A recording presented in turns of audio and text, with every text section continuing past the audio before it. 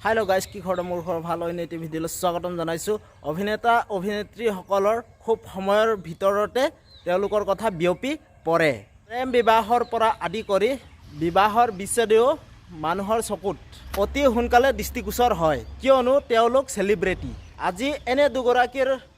অভিনেত্ৰীৰ কথা পাতি দুগৰাকী বৰ্তমান স্বামীৰ হৈতে তেওঁলোকৰ স্বামীৰ হৈতে কোনো সম্পৰ্কত নাই অসমৰ জনপ্ৰিয় অভিনেত্ৰী গীতালি ৰাজকুমাৰী তেওঁ বিবাহপাশত আবদ্ধ হৈছিল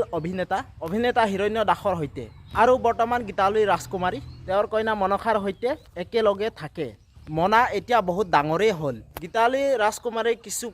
বছৰ পূৰ্বে অন্য এগৰাকী মহিলাক বিয়া কৰাইছে আৰু তেওঁলোকৰ এটি ল'ৰা সন্তানো আছে পূৰ্বৰ পত্নীৰ হৈতে এটা পুত্ৰ সন্তানৰ হৈতে বৰ্তমান সাংসাৰিকৰ ব্যস্ত গীতালি ৰাজকুমাৰীৰ পূৰ্বৰ স্বামী অৱশ্যে স্বামীৰ হৈতে গীতালি ৰাজকুমাৰী কিয় দিৱস হ'ল এই বিষয়ে আমি সঠিক তথ্য পোৱা নাই কিছু বছৰৰ পূৰ্বে অভিনেত্ৰী জুপিতৰা ভূঞা বিবাহ পাশত আবদ্ধ হৈছিল দুয়োখন ঘৰৰ সন্মতি কৰ্মে দুমদুমাৰে বিবাহ হৈছিল অৱশেষত আৰু তেওঁলোকৰ সংসাৰত ফাক মেলে আৰু দুয়ো অৱশেষত বা বিচ্ছেদৰ দৰে সিদ্ধান্ত লয় অৱশ্যে বিচ্ছেদৰ কাৰণ কি এই বিষয়ে আমি জ্ঞাত নহয় অসমৰ জনপ্ৰিয় অভিনেতা প্ৰসেনজিৎ